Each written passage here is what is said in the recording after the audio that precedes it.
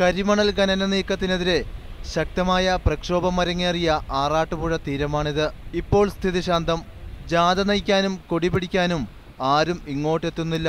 തെരഞ്ഞെടുപ്പെടുത്തതോടെ പ്രത്യേകിച്ചും അത് പ്രചാരണത്തിലും പ്രതിഫലിക്കുന്നുണ്ട്. തെരുവോരങ്ങളിൽ പോസ്റ്ററുകളും ചുവരെഴുത്തുകളും നന്നേ കുറവ്.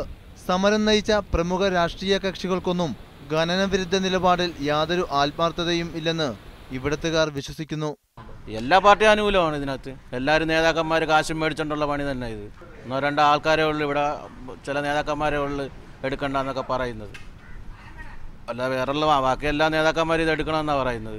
ഇടതുപക്ഷത്ത് CPM ഖനനത്തെ അനുകൂലിക്കുമ്പോൾ CPIക്ക് എതിർപ്പാണ്. സംസ്ഥാന സർക്കാരിന്റെ വ്യവസായ വകുപ്പ് ഖനനത്തിനായുള്ള നടപടികൾ മുന്നോട്ട് നീക്കിയപ്പോൾ സമരസജ്ജരായത് യൂത്ത് കോൺഗ്രസ് മാത്രം. പ്രതികൂലിച്ച ധീവരസഭാ നേതൃത്വം പോലും ഒരു ഘട്ടത്തിൽ അനുകൂല നിലപാടെടുത്തു. ഈ ഇലക്ഷന്റെ വർക്ക് ആയതുകൊണ്ട് അവർ ഒരു മാസത്തിന് മുമ്പേ മുതലേ എല്ലാ രാഷ്ട്രീയ പാർട്ടിക്കാരും വന്ന് ഇങ്ങനെ പറയുന്നുണ്ട്, ഞങ്ങളുടെ കൂടെ നിൽക്കാം, അങ്ങനെ നടത്തത്തില്ല എന്നൊക്കെ. അത് അവരുടെ രാഷ്ട്രീയപരമായ നേട്ടങ്ങൾക്ക് വേണ്ടി മാത്രമാണ്. ഖനനം സംബന്ധിച്ച നിലപാടെടുക്കാൻ കഴിയാത്തതാണ് രാഷ്ട്രീയ മുന്നണികൾക്ക് തെരഞ്ഞെടുപ്പ് പ്രചാരണത്തിലും വിലങ്ങുതടിയായത്. തീരദേശവാസികളുടെ ആശങ്കകൾ പരിഹരിക്കപ്പെടാത്തത് തെരഞ്ഞെടുപ്പിലും പ്രതിഫലിക്കുമെന്നുറപ്പാണ്.